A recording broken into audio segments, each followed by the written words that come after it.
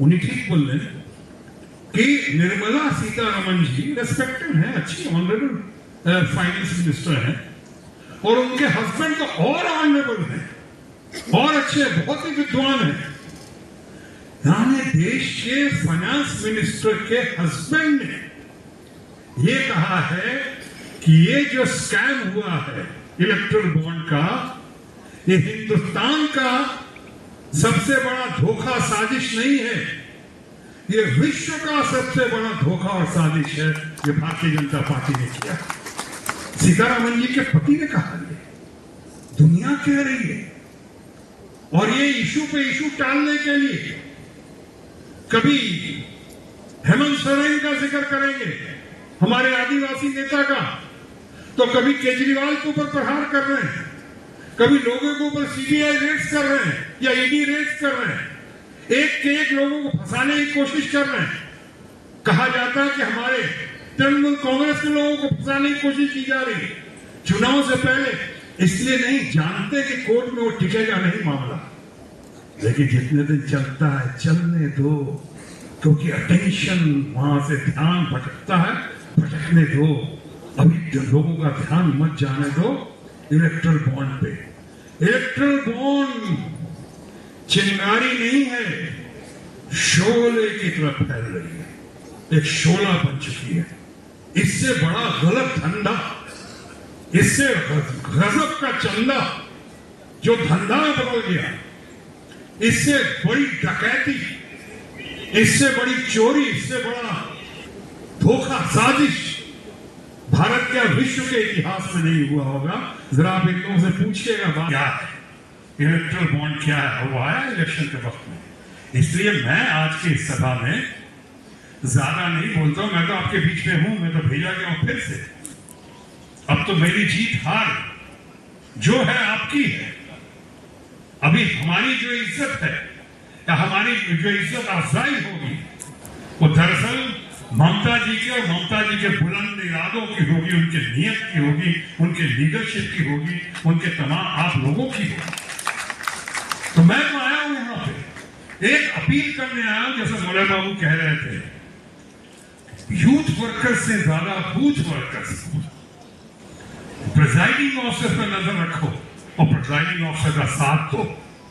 ये लोग को जैसे दाशु बाबू समझा रहे थे आपको, बैठने से काम नहीं चलेगा। उनके पास धन शक्ति बहुत है, बहुत डेस्परेशन है, बहुत बुरी तरह घबराए हुए हैं, बहुत बुरी तरह बौखलाए हुए हैं, और सारी की सारी कोशिश करेंगे। इसी महीने में रामनवमी भी है, इसी महीने में ईद भी है, अभी रमजान का पवित्र महीना चल रहा है। ऐसा कुछ भी ना हो कि वहां गड़बड़ हो। हम लोग सर्वधर्म समभाव वाले हैं। यह आसनसोल और बंगाल भाईचारे, सद्भावना, कॉमनल हार्मनी के साथ जीने वाले लोगों का है। जियो और जीने दो के तहत हम यहां रहते हैं, बढ़ाते हैं अपनी सोसाइटी को आगे। ऐसा कुछ भी ना हो कि वो लोग बहुत डेस्परेट हैं, पोलराइजेशन की बड़ी कोशिश कर रहे हैं।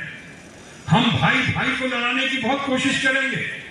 सावधान रहना है, और सबसे ज्यादा सावधान हमें बूथ पे रहना है। वो लोग तुम्हें समझाएंगे, वो लोग तुम्हें समझाएंगे, वो तुमको खौफ दिलाएंगे। जो है वो भी हो सकता है। इस राह में रहजन है इतने, लुटेरे इतने, इस राह में रहजन है इतने, कुछ और यहां हो सकता है, कुछ और तो अक्सर होता है। पर तुम जिस लम्हे में जिंदा हो, लम्हा तुम में जिंदा है। तो तुम जिस लम्हे में जिंदा हो, लम्हा तुम में जिंदा है। ये वक्त नहीं फिर आएगा, तुम अपनी करनी कर गुजरो, इन्हें नहीं देगी। ये खामोश मिजाजी तुम्हें जीने नहीं देगी। इस जमाने में रहना है तो कोहराम मचा दो। करना है, लड़ना है। उनकी धन शक्ति बहुत है। भारतीय जनता पार्टी के जितने हमारे फ्रेंड्स हैं या लीडर्स हैं, बहुत डेस्परेट हैं, बहुत फ्रस्ट्रेटेड हैं, उन्हें समझ में नहीं आ रहा क्या कह रहे हैं और क्या कहना चाहिए। एक नया जुमला दे जाते हैं और फिर कहते हैं गारंटी है। ठीक कहा इन्होंने मोले बाबू ने कि पहले की गारंटी का क्या हुआ।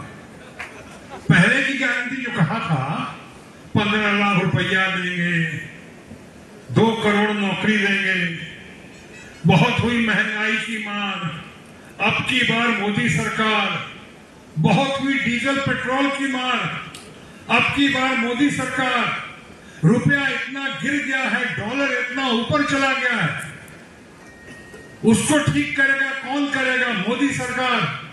वो तो किया नहीं, ऊपर से नहीं नया जुमला, एक गारंटी, और सबसे बड़ा आइसिंग ऑन द केक, उसके बारे में बात करूंगा बाद में। आइसिंग ऑन द केक, नीम पे करेला क्या हुआ। ठीक चुनाव से पहले सुप्रीम कोर्ट ने, देश की सबसे बड़ी सर्वोच्च संस्था ने इलेक्टोरल बॉन्ड को गैर संवैधानिक कहा, अनकॉन्स्टिट्यूशनल कहा, गैर कानूनी कहा।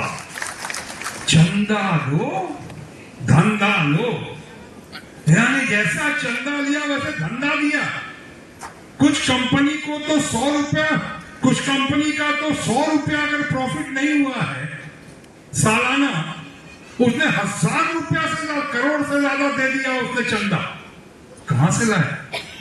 बहुत सारी दवाई कंपनियों ने, दवाई कंपनी जो है जिसमें सिप्ला भी है, फार्मास्यूटिकल कंपनीज बहुत सारे हैं, जिसमें कि 7-7 बार, 6-6 बार, 5-5 बार जो ड्रग टेस्ट में फेल हुए, उनके ड्रग टेस्ट को पास नहीं किया गया, उनकी दवाइयों को उन्होंने चंदा दे दिया, ब्लैक का व्हाइट करने की कोशिश की और चंदा दिया। चाहे उनके ऊपर ईडी का रेड हुआ, सीबीआई का रेड हुआ, उसके बाद उन्होंने हजारों करोड़ रुपया दे दिया चंदा, और उनका ड्रग भी पास हो गया, उनकी कंपनी भी ठीक हो गई, उन पे से केस खत्म हो गया।